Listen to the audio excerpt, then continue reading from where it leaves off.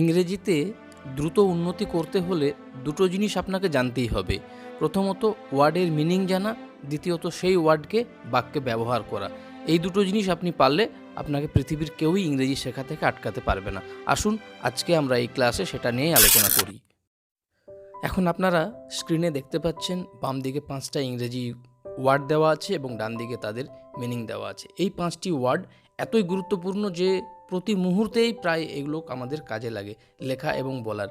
প্রথম word similarly, এর অর্থ হচ্ছে একইভাবে বা ওইভাবে, একইভাবে বা ওইভাবে। এটা আমরা বাক্যে কিভাবে ব্যবহার করব না, the two boys dress similarly, দুজন ছেলে একই রকম পোশাক পরে।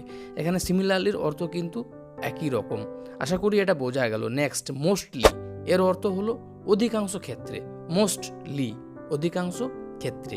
We communicated mostly by email, আমরা অধিকাংশ ক্ষেত্রেই ইমেলের মাধ্যমে যোগাযোগ করেছি। আবার বলছি, we communicated mostly by email, অধিকাংশ ক্ষেত্রেই বা বেশিরভাগ ক্ষেত্রেই আমরা ইমেলের মাধ্যমে যোগাযোগ করেছি। এইভাবে এদের বাক্যে ব্যবহার করতে হয়। নেক্সট সো দ্যাট, এর অর্থ হলো যাতে বা যাহাতে। এবার আসুন আমরা দেখে নিই এই সো দ্যাটকে আমরা বাক্যে কিভাবে ব্যবহার করতে পারি। হি অ্যারেঞ্জড এভরিথিং, সে সব কিছুই আয়োজন করেছিল। সো দ্যাট, যাতে উই কুড ডান্স, আমরা নাচতে পারি। এইভাবে সো দ্যাট দিয়ে আপনি হাজার হাজার বাক্য তৈরি করতে পারেন। এমনও বলতে পারেন যে সে খুব ভালোভাবে পড়াশোনা করছে যাতে সে ভালো রেজাল্ট করতে পারে। তো এই জাতের কিন্তু আমরা প্রচুর ব্যবহার করতে পারি, তাই এই সো দ্যাটটা খুবই গুরুত্বপূর্ণ। নেক্সট সো, এর অর্থ হলো সুতরাং, অতএব বা এইভাবে। আমরা সবাই জানি সো বাক্যে কিন্তু প্রচুর ব্যবহার হয়।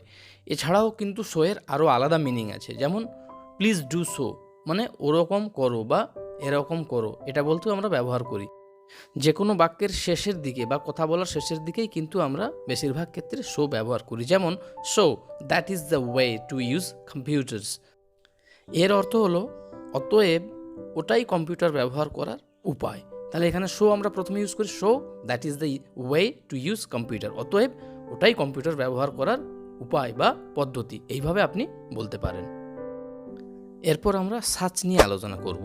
এর অর্থ হলো অনুরূপ, যেমন বা এমন। এটা আমরা বাক্যে কিভাবে ব্যবহার করতে পারি। I can hardly imagine such a scene, I can hardly imagine such a scene, অর্থাৎ এমন দৃশ্য আমি কমই কল্পনা করতে পারি। তাহলে এখানে সাচের অর্থ হলো এমন।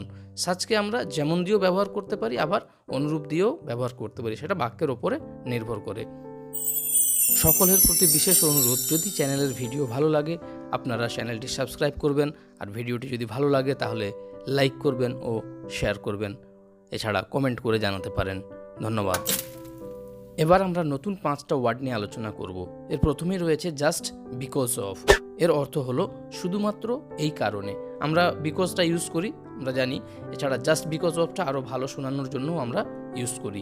এটাকে বাক্যে আমরা যদি ব্যবহার করতে চাই, যেমন আমরা বলতে পারি don't get nervous just because of the teacher might ask you a question. Don't get nervous, অর্থাৎ নার্ভাস হয়েও না, জাস্ট বিকজ অফ, শুধুমাত্র এই কারণে, of the teacher might ask you a question, যে শিক্ষক তোমাকে একটা প্রশ্ন করতে পারে। তাহলে এই বাক্যে আমরা দেখলাম জাস্ট বিকজ অফ, এটা আমরা শুধুমাত্র এই কারণে, এইভাবেই আমরা ব্যবহার করলাম।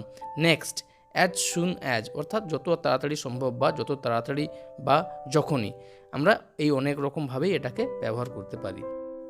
চলুন একটা উদাহরণ নেওয়া যাক। She will dance as soon as she reaches there, তিনি সেখানে পৌঁছানো মাত্রই নাচবেন বা নাচ করবেন, অর্থাৎ যখনই তিনি সেখানে পৌঁছাবেন তখনই তিনি নাচ শুরু করে দেবেন। এখন আমরা অ্যাজ ইফ নিয়ে আলোচনা করব। এর অর্থ হলো যেন বা যেমন। The police looked at me as if I was a criminal, পুলিশটি আমার দিকে এমনভাবে তাকালো যেন আমি একজন অপরাধী। এখানে আমরা অ্যাজ ইফের অর্থ যেন পেলাম এই বাক্যটিতে। নেক্সট অ্যাজ অফ নাও, অর্থাৎ এখন যেমন বা এই মুহূর্তে বা এখন থেকে। As of now we will follow the new rules, অর্থাৎ এখন থেকে আমরা নতুন নিয়ম মেনে চলবো। এখানে অ্যাজ অফ নাও এর অর্থ হলো এখন থেকে। নেক্সট অফেন, এর অর্থ হলো প্রায় বা ঘন ঘন। He often comes to my home, সে প্রায় আমার বাড়িতে আসে। এখানে অফেন শব্দের অর্থ হলো প্রায়। আজকের ক্লাসে আমরা এই 10টি গুরুত্বপূর্ণ ওয়ার্ড নিয়ে আলোচনা করলাম। দেখবেন এইগুলো ভালোভাবে অভ্যাস করবেন, আপনি ভীষণ উপকার পাবেন এবং ইংরেজি খুব সহজে বলতে ও পড়তে এবং লিখতে সবটাই করতে কিন্তু খুব সহজেই পারবেন।